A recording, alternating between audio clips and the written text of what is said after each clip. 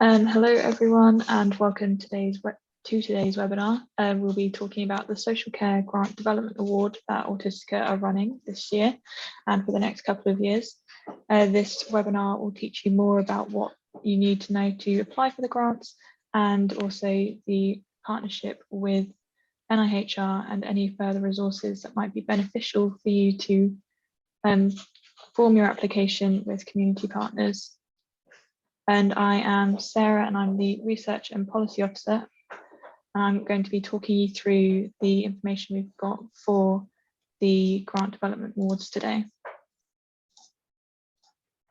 This session will present why social care research is important and why we should include autism in social care research, building capacity within social care research, how we are building capacity together, so Autistica, NIHR, and the work of the School of Social Care Research, about the Social Care Grant Development Awards and how the awards fit into the wider system of research funding. We'll have a question and answer panel, so we've got Lorcan from Autistica, Laura from NIHR, and Mike from the School of Social Care Research. And then we've got some signposting and further resources for you. So why social care and autism? So social care for autistic people. For autistic people, they can access social care at any point in their life. This can be in childhood with support if they have a learning disability, for example, or as they get older and into older aging. Social care can be through a care home, day centres, supported living, or care in their own home.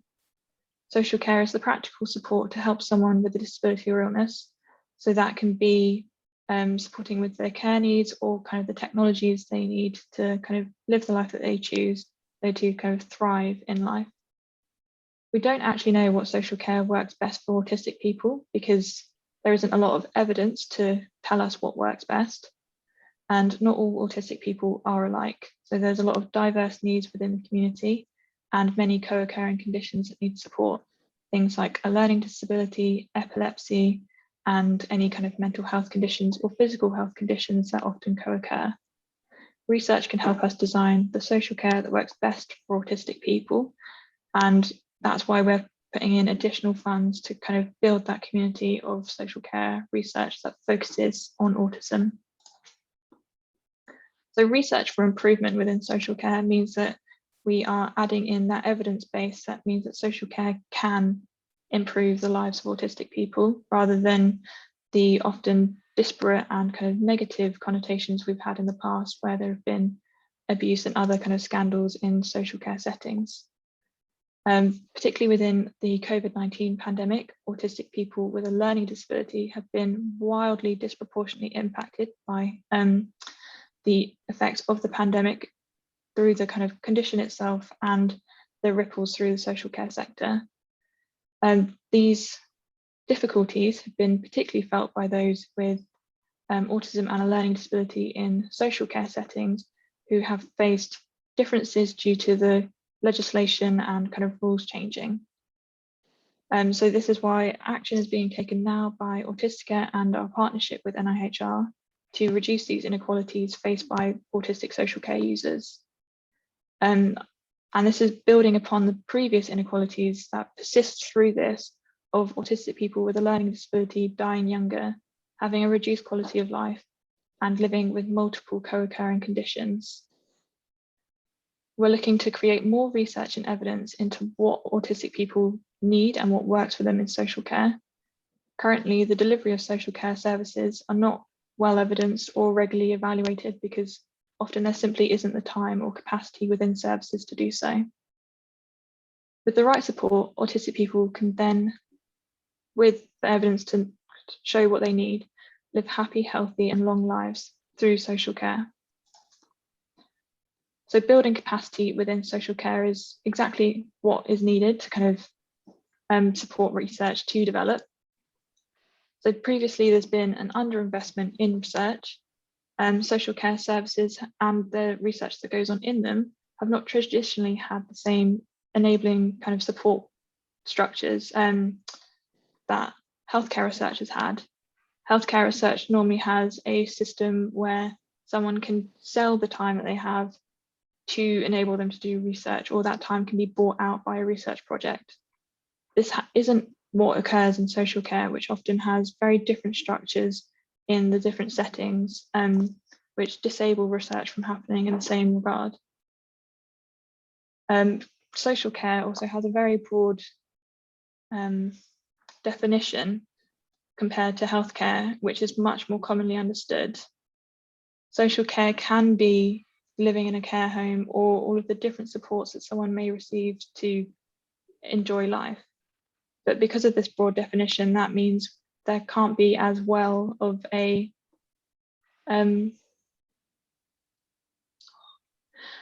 the way that we define social care means that interventions and support and research in social care isn't quite as good as it could be.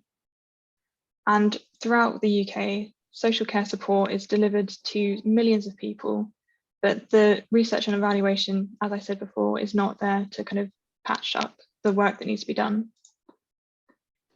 So there's capacity building already going on in social care research, typically from the School of Social Care Research, which have capacity building models built into how they support research in social care settings and in academia. By supporting capacity building, this enables career development from all levels. So things like starting off with a master's in social care research through to doctoral studies, so someone studying a PhD and beyond. The capacity building in careers and investment encourages research focus to be on social care. So by building careers within social care research, we can keep researchers within this field and broaden just how many areas of research there are. So what we've found is that autism researchers may be already researching topics that align with social care, but may not consider themselves social care researchers. This might be because they don't fit the typical definitions, or they don't fit into social care as rigidly as they would expect to.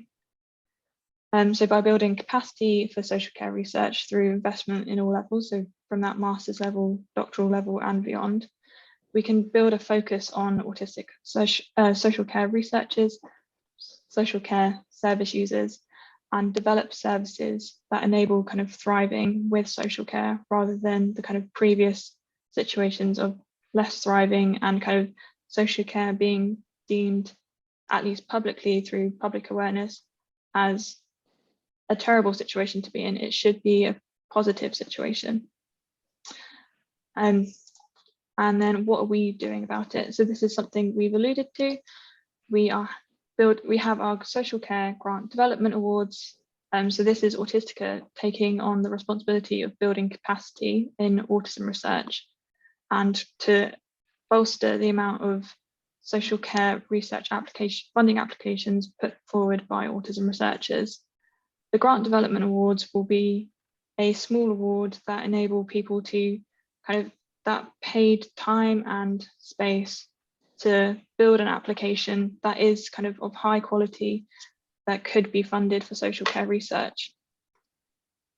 The grants themselves are kind of not for research explicitly, but more for the activities around building a research application. So things like consultation with community partners, that could be autistic people, social care users, or social care delivery staff. Partnership development, so building partnerships between service care, social care settings, or with other universities or with autistic people. Scoping exercises, so scoping out what research exists currently and what could be the best approach to research. Involvement with the community, testing methods or ideas before applying for funding. So seeing if your methods have acceptability with the autistic people you may be using in your research, or if the ideas you have would actually work in a social care setting. And kind of the initial investment to release staff time. So it can be difficult to write an application when you are kind of working on so many other things. So kind of maybe releasing some of that staff time to be able to focus on the writing of an application. So the grants, as I said, aren't for research itself, and it's more that idea generation. We're providing the time and space to generate the ideas that are needed, rather than, and also kind of, providing a highlight to social care research as an option for funding for autism researchers. So the NIHR Research for Social Care competition, this is an offshoot from the Research for Patient Benefit social call, and it enables kind of more social care research to be conducted by creating a kind of segmented pathway for this to happen. And it is focused on working with users of care services, carers, and the public. So as NIHR normally does, focusing a bit more on that involvement and broadening of the programme of work. Within Research for Social Care, the funding for projects is up to 350,000. And as part of the partnership with Autistica, we will be providing an additional 100,000 to each project. So that means that if someone was to apply for the Research for Social Care grant that opens later this year, they could have up to £450,000 for their research. So this is kind of the two of us coming together to renew and bolster autism research, social care research that focuses on autism, because the capacity is that much greater by having additional funding and an additional highlight on the area. This is being done through an autism highlight notice, which will highlight areas of focus that have been agreed between Autistica and NIHR. So projects that use the highlight notice to develop their grants will then be considered for the additional funding. The highlight notice itself will be kind of using the community generated priorities that Autistica has developed over the past couple of years. So from the James Lind Alliance Priority Setting Partnership and the Social Care Summit. And you can find out more about the Research for Social Care call on the NIHR website. And as I spoke about before, the NIHR School for Social Care Research is one of the leading ways that capacity building has been occurring in social care research. The capacity building has meant an increase in the amount of high quality research conducted across all levels of career, and has potentially built research careers through kind of investment in master's, doctoral, postdoctoral, and kind of further career opportunities. And by doing this capacity building, there is kind of the impact that can be felt by people using social care because of the increased research into what works in social care and the best ways to deliver it, and figuring out who should be the benefactor of research. And so the awards and support available, if of interest, are the Developing Research Leaders Award, the Career Development Awards Call, and Internship Awards. So as you can see, the capacity building is at all levels. You can find out more about the School for Social Care Research by going to their website or following them on social media, where they post regularly about the work that they are doing. So what are we looking for in applications for the Social Care Fund? So for eligibility, applications should highlight their connections to people with social care needs, to social care service users and carers, and to organisations which provide social care services. So this could be autistic people who use social care organisations, or the family and supporters of autistic people. It's quite broad, but we're looking for you to be able to work directly with people who access social care. We're very keen for the topics that have been highlighted as priorities to autistic people, family members, social care professionals and kind of other stakeholders who have a vested interest in improvements to social care being shown in your application. So this could be drawn from the previous work done by Autistica to kind of generate ideas, or work that applicants have undertaken themselves to figure out what the priorities are for autistic people and other stakeholders more local to them. Applications will also be evaluated in line with suitability for the NIHR Research for Social Care call. This means that they have to align with the eligibility criteria outlined by NIHR, but primarily for this call, that there is a difference in that autistic applications can be from across the UK and NIHR applications have to be from England.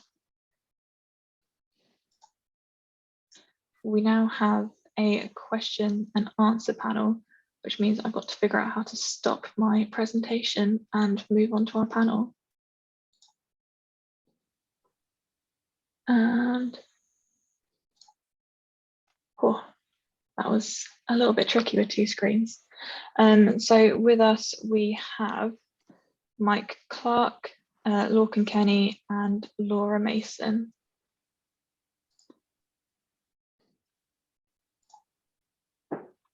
So I'll first introduce Lorcan, if you want to introduce yourself. Hi everyone, I'm Lorcan Kenny and I'm Head of Research at Autistica. And Mike. Thanks. Hi everyone, I'm Mike Clarke. I'm the Research Programme Manager at the NIHR School for Social Care Research that Sarah mentioned. And Laura. Hi everyone, I'm Laura Mason. I'm the Senior Research Manager for the NIHR Research for Social Care call. Perfect. Our first question is one that we often get with Autistica funding, so it might be most relevant to you, Lorcan. I'm a postdoc, can I apply? And if I can apply, can my salary be funded? Okay, so for funding that Autistica runs, people need to have a contract from their university for the duration of the proposed project. That's much more possible for this funding call than for many others, because the funding call that we're running through Autistica is for the Grant Development Awards. So there's no requirement for a long period of time, because you will have spent the money from that ahead of the deadline for the NIHR Research for Social Care call. So having an application saying funding is covered up until the point at which the project is going to end, and a letter from the university confirming that you have a contract for that duration will mean that you could be eligible for this. So Autistica, in the way that we fund research, is guided by the Association of Medical Research Charities, which we are a member of, which means that we don't cover direct costs. So that would mean that for the principal investigator, whoever that is in the project, we wouldn't be covering their salary costs. So there are other kind of ways in which you could spend the money, and I guess the kinds of things that you might spend the money on for this are working with potential collaborators, convening meetings of potential collaborators, figuring out buying out time for people who work in social care services to give you advice, spending money on working with members of the community to identify research questions, but also on really practical things like figuring out what might be some methods that are feasible or practical, those kinds of activities. And that issue of postdocs being able to apply, is that because the funding for this is quite limited, so it's only 4 months, up to 4 months? Yeah, so that means it's more possible, I guess, in terms of it's more likely for people who are already on fixed term contracts for that contract to span the duration of the dates that they have for this. So that's always a possibility for people, but it's much harder if somebody is on a fixed term contract and they're applying for 2 years worth of funding that's starting 12 months from now. It would mean that they would need to be on kind of a 3-year fixed term contract, which some people might not be still in that position. And then I've got a question that might be I guess, applicable to the entire panel. Given the importance of this area of research to the autistic community, how can we ensure that autistic representation and participation is beyond a tokenistic level in the development of these projects? So I guess that's about how can we ensure that involvement in development of these ideas is authentic, and I guess that it's really kind of embedded in projects. Don't know who to go to first, but if anyone's got a strong opinion about involvement in research, you can start. Should I go first, and I can pass over to the others to pick up things I leave out? So I think one of the things that's nice about the way that we're running this with the grant development awards first, it means it gives people the opportunity to work with people before the bulk of the funding is secured if somebody is successful. Because one of the challenges with involving people in research is that often people start being involved after the funding is secured. So there are certain things that can't be changed because commitments are made to the funder saying we're going to answer this question and we're going to answer it in this way.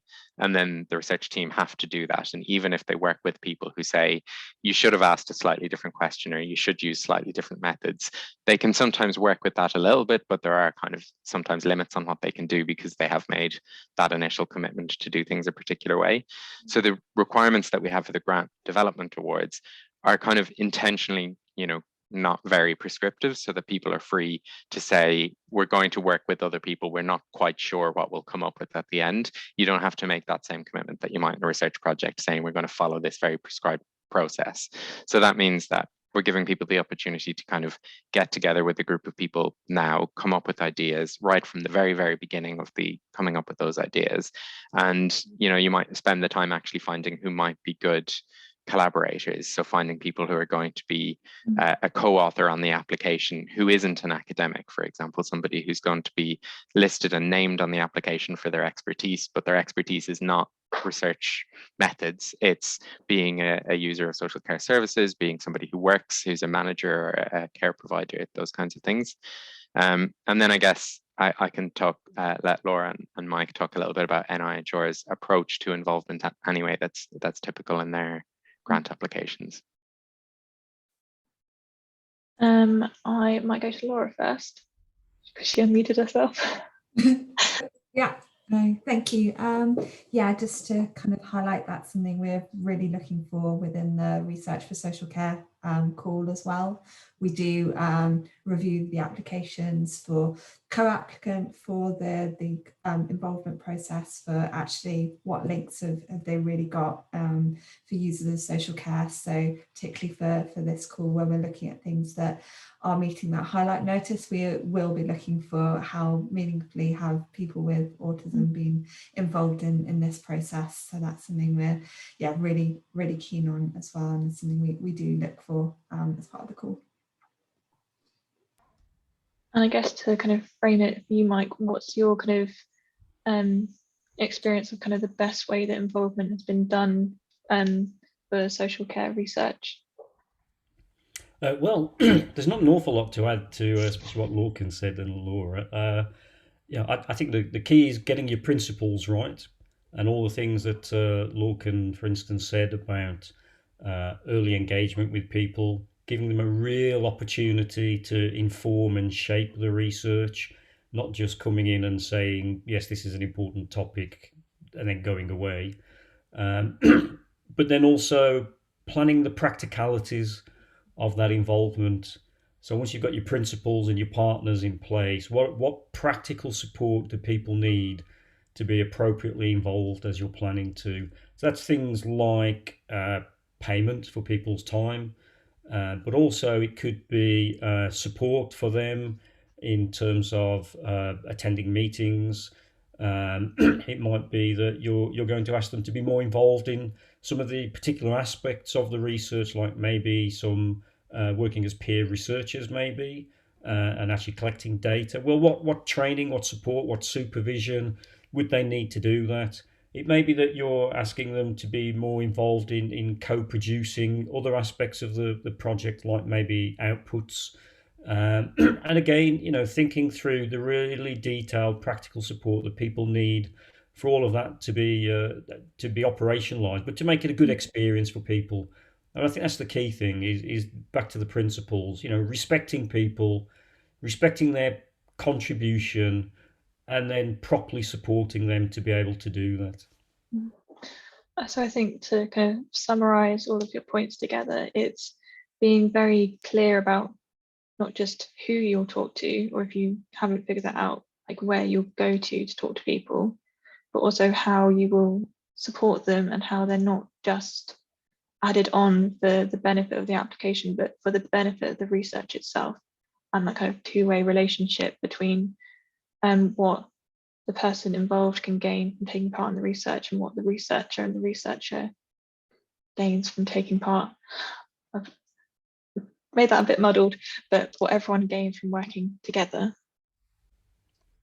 Yeah, completely agree. I think as well, I'd really encourage applicants to kind of go beyond. I think people are used to now writing the section in the grant application saying this is what we'll do and we'll meet 3 times per year, and in those meetings this will happen.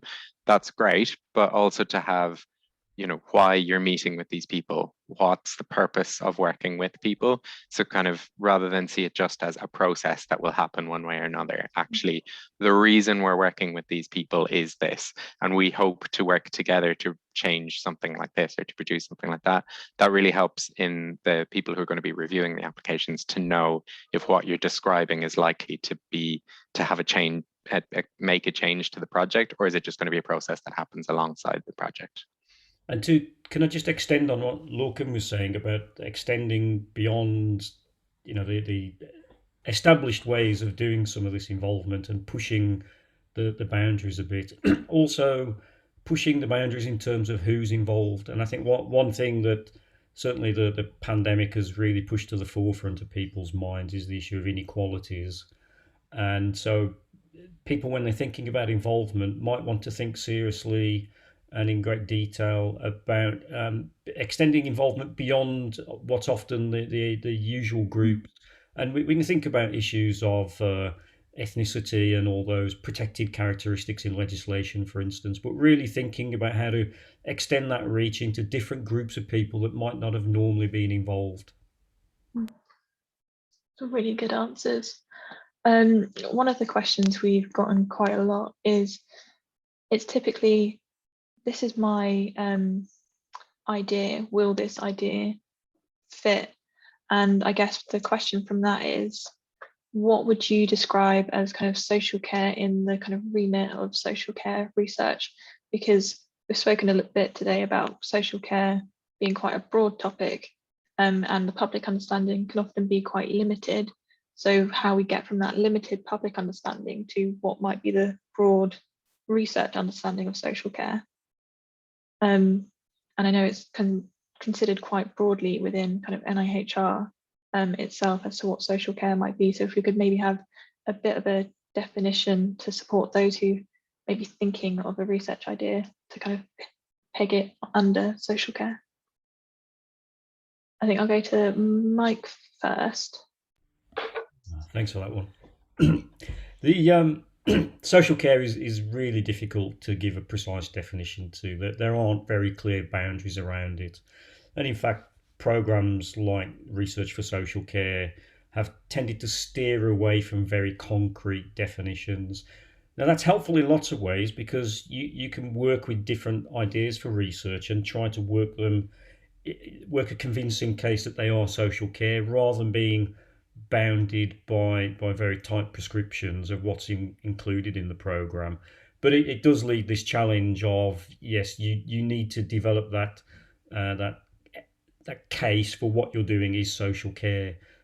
I think that broadly social care is around a range of support that people have to help them through their activities of daily living is one of the expressions. But I think more broadly it's about to live well in their life and maybe to address disabilities that they have or other needs that they have to help them live well in their lives.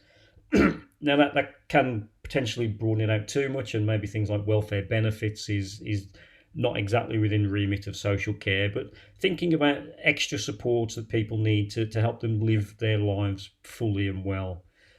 Now, in adult social care, the simplest way of putting a boundary around that might have been to think about social care that was funded by the local authority, so state funded social care. But even that can be quite diverse. It can involve, as you've mentioned already, care homes, of many different kinds of care homes. Then there are other different models of social care housing provision, extra care housing, for instance. So even just thinking about different kinds of housing and accommodation can be quite broad.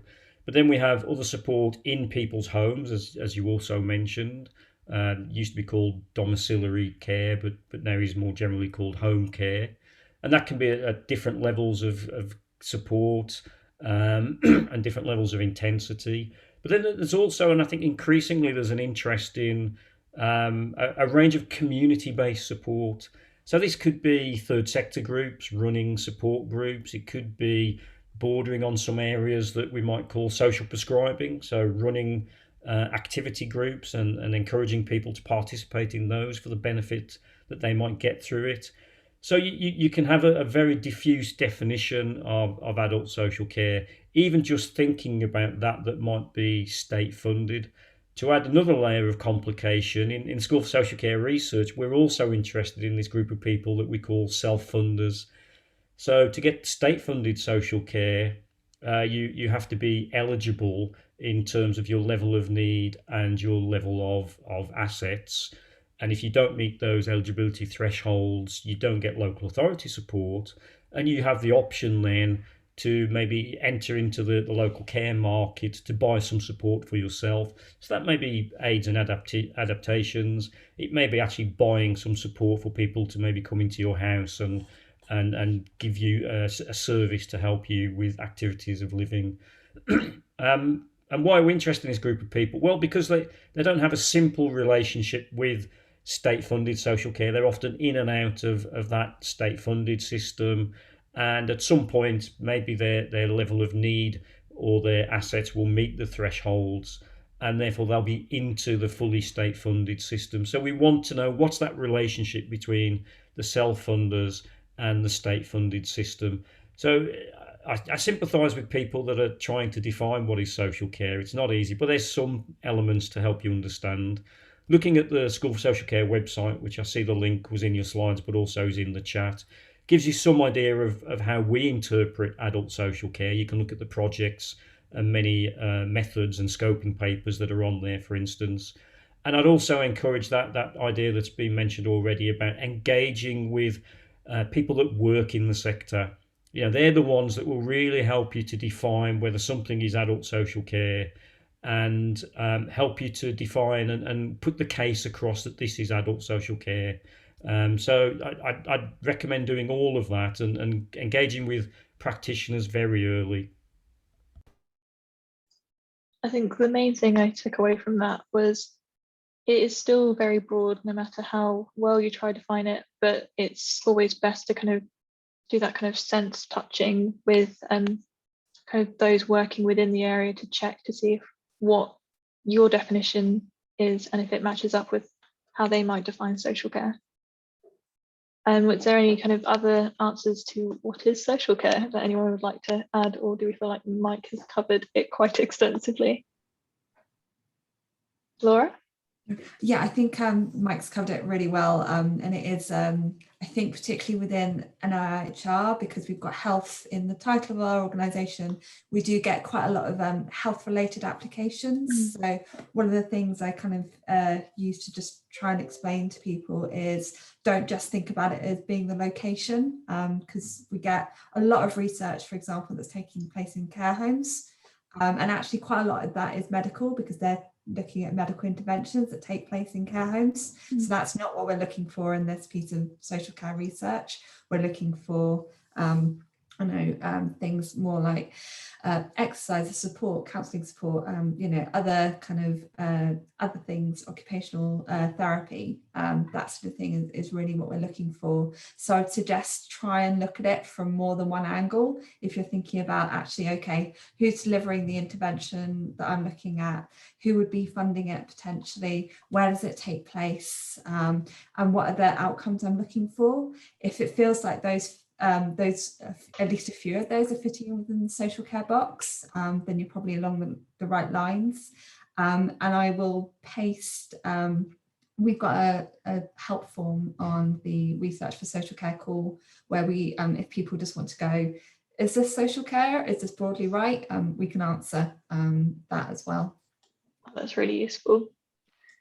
And I was just going to Lorcan. add in terms of thinking how you're going to define it in application specifically. So the eligibility criteria for the grant development awards from Autistica is that it is eligible for funding from the NIHR's Research for Social Care. So that's the definition to use. There's no point to us adding an additional Autistica approved definition. So kind of, the justification for this falls within scope for NIHR's call. Here's the evidence that it is in scope, is what will make it also eligible for the Autistica funding. And the other thing that I would say is, just to kind of build on what both Mike and Laura were saying, is that for autistic people specifically, there are lots of things that might currently be provided in health settings that actually should be provided as forms of social care. So those kind of things could be eligible if you give a sufficient kind of argument and definition for why. So if you're kind of saying, actually, this is the kind of thing that for some reason, for complex reasons of historical commissioning and whatever else, this happens in a hospital, but it doesn't need to happen in a hospital. Actually, it is a form of social care that ideally should be happening in the community. Our research is going to help move things in that direction. That's what we're trying to do. Those are the kind of things that we would encourage people to think about. And it doesn't, have to be necessarily that, but those are the kind of things that sometimes people don't think about as falling under the definition here. Thank you. We've got, so some of our questions have related to the kind of different nationality eligibility of the different funds. So the fact that the Autistica fund is UK wide and the NIHR fund is for kind of English institutions. One of those questions is, can some of the funding be used to support developing connections with organisations in England which provide adult social care services? So I guess that's kind of being UK wide and then getting ready for NIHR eligibility. Yeah, so for the grant development award funds, yes, absolutely. That's exactly the kind of thing that we would be looking to support, is for people to build those collaborations and relationships. And it would be entirely possible for someone to be a co-applicant on one of the NIHR applications if they are not based in England, but the kind of the lead application or the contracting organization would need to be England based. But if the person applying for the grant development award is based in another part of the UK, and they use those funds to develop close relationships with somebody who would become the lead applicant or contracting organization for NIHR funding, that's something that would be possible, I think, to use the funds in that way. And I see Laura's nodding, so I assume from an NIHR position that is right. Yeah, and just in terms of kind of creating links with other organisations, we do have the CRN, Clinical Research Network, but they do support social care. And one of the things that they do is help to find contacts for research in local areas. So they're definitely a good group of people to contact if there are particular areas you want to, geographical areas that you want to look at in England. I'm going to go through a couple more of the questions that we get at Autistica for basically every grant. I'm not in the UK. Can I apply? So the answer to this one is unfortunately no. Our funding is based in the UK. I think people can sometimes have arrangements where they are applying before they start a contract in a particular place. I think in those instances, if that new organization that you're going to be moving to for the duration of time covered by the application is within the UK, then there are ways in which we can make that work with letters of confirmation from your new institution that you're planning on moving to. But without being in the UK, that's not possible. It is possible to be a co-applicant on our grant if you are not UK based, but the requirement for us is that the majority of the research is kind of happening within the UK and by researchers at UK based institutions. And then following on from that, what should I ask my institution for in my letter of support? So again, that's confirmation of the duration of your planned employment, that the university would be happy to sponsor the research. So that includes, you know, things like they approve this being included in your workload model so that you have capacity if you are funded to take on the particular application, and also things like that they are okay with you applying for charity funded research, because there would be a difference in terms of the full economic costing that you are eligible to receive because of Autistica being a charitable funder. We don't pay full economic costs. So some university departments have different rules about who they're happy to apply for funding for, whether it does or doesn't include full economic costing, and whether it includes direct costs. So you want clarification from in that letter from your university to say that they are happy for you to apply for the funds, that you would be able to work on the project if awarded, that they'd be happy to sponsor the research project, and that they are happy with your decision to apply for charitable funding and the associated effect that has on full economic costing. And then one more that's kind of a frequently asked question. How do you define co-investigator versus consultant? So we've spoken a bit about kind of involving people from the community and whether they might fit into either group. Yeah, this is a really good question, and I think this is a really tricky one in research grant applications in general, because I think there's so many different rules in different calls. So I think NIHR will probably have a more developed idea about this, but at Autistica we can be reasonably flexible. I think the most important thing is that you, in the group of people who are collaborating, decide collectively what makes the most sense in terms of whether it makes sense. And sometimes that's about explaining to people who might not be from a research background what are the kind of responsibilities of being a co-investigator or a co-applicant, you know, being named on the grant, and what are the benefits that come from that, so that they can make a decision about whether those benefits and responsibilities are the level at which they want to contribute. That includes figuring out things within your own university about how you might subcontract somebody who isn't based at a university, which is one of the things that is difficult if you're putting in a costing for a percentage of somebody's time, but they don't work at an institution that operates on that model where they give estimates to a university on the cost for someone's time. Those are the kind of things that you'll need to kind of work out within your own collaborator group and put into the application to say, you know, the evidence that you've already figured out, we think it makes most sense for this person to be a co-applicant versus a consultant. I think the way to go about making those decisions or figuring out what role the person will ultimately play in the project. If you're asking somebody for discrete bits of advice at certain points of the project, then a consultant role might make sense. If you're asking somebody to play a role on behalf of an organization, then sometimes it's a partnership role where it's a partnership between you and the research team and an organization, and that might mean that they're giving an advance commitment to say, we will facilitate something with our organization at a certain point in this project. Whereas if you are running a project together, then I think kind of co-applicant or co-investigator is the right kind of role there.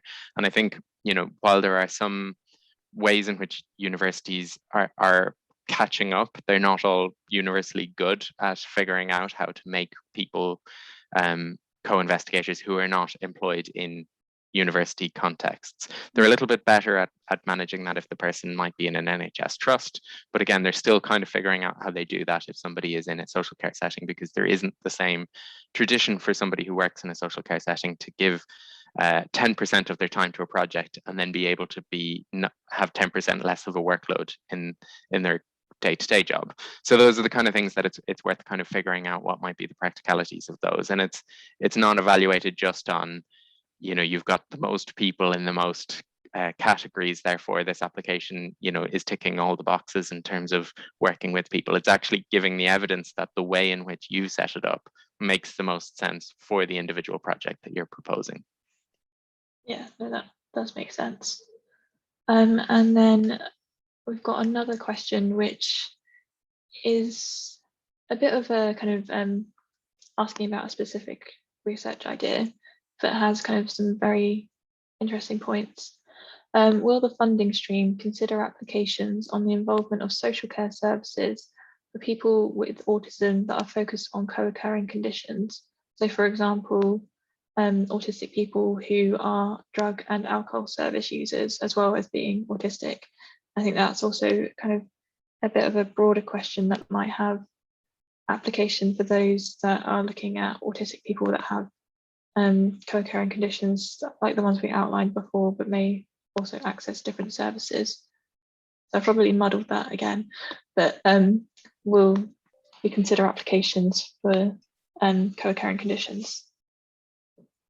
Yeah, absolutely. I think the question of services that are for autistic people who have an additional need is definitely an easier one to answer, because saying for in that example autistic people who have substance misuse issues, then yes, absolutely that would be in scope. It would be slightly harder to make a decision about whether the intervention is for a service for people with substance misuse issues where some percentage of those people are also autistic. So that's where there might be a slight challenge in making a decision in terms of whether something falls within the autism highlight notice that we provide as part of the NIHR round of funding, because the criteria is that it needs to be producing benefit in the long run, ultimately for autistic people receiving social care. But that's not to say that you have to limit it just to say, only people who are only services who only work with autistic people would be eligible. But it just, in the justification for why this fits with the highlight notice, I guess the consideration for the panel to review and for Autistica to review whether it fits with the highlight notice is whether it is largely focused on autistic people. And if those autistic people have additional needs, then yes, that definitely falls within eligibility. And Mike. Yeah, just to add to what Lorcan was saying, I think if people are looking at those areas of sort of comorbidities or more complex needs, I think it's good that they're doing that. But they really do need to pay attention to that narrative throughout the application, that this is about social care. It may be social care but sometimes in school social care research, we've had applications where people have been looking at those sort of interface areas. And they start off saying, area X and social care. And by the time you've got through the application, the and social care bit seems to have disappeared, and it really seems to be about area X.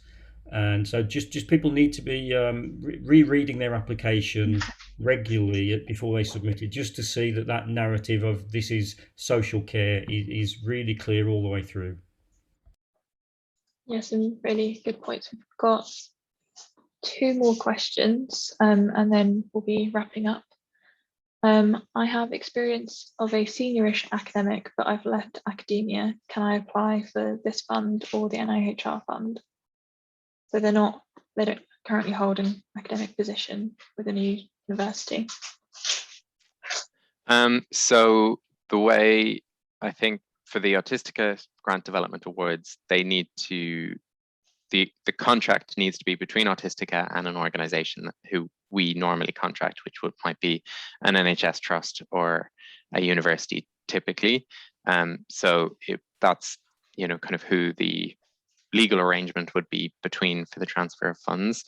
So it would be whether there's an organization that they could apply with or as part of, in terms of who would be the named principal investigator or lead investigator on that and where they would be based. I think for the grant development awards, again, it wouldn't be, we wouldn't be necessarily covering people's salaries for that. I think the intention is very much the activities that you're going to be undertaking. So if you can kind of work with an organization who can administer the funds and you can play an active role in it, then absolutely. I think, again, Laura might be in a position to say kind of eligibility for the wider program. Thanks. Yeah, we're pretty consistent in that we do need it to be with an organisation, so university, trust, an organisation like that. So it is worth kind of considering that. maybe partnering with a lead organisation who is able to do that for you. And then I think our final question kind of leads on from that quite kind of tightly, but in a different vein. So I'm an autistic person who has no or little research experience, but lived experience and a great idea. Can I apply for your funds?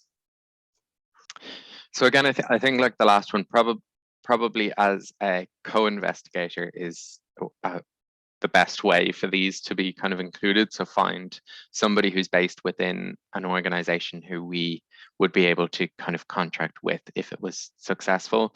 It's possible to be kind of a co-lead investigator, so that the academic and the lived experience expert are both equal in the partnership, but that the contracting happens to the organization that the researcher is involved in. So there might be an agreement between the university and the lead applicants about how all of that works. But as far as the relationship between at least Autistica and the university is who's sponsoring it. And then there's two lead applicants. One of those may be a researcher, and one of them may not have a formal position at the university, or they might have an honorary position for the duration of this project or some arrangement like that they can make locally. I think that brings kind of today's session to a close, and hopefully like this recording, when it becomes available, will be of a benefit to people, and they can form kind of richer applications. I'd like to, just before we go, thank Laura, Mike and Lorcan for their time answering today and helping me form the presentation that we created together. And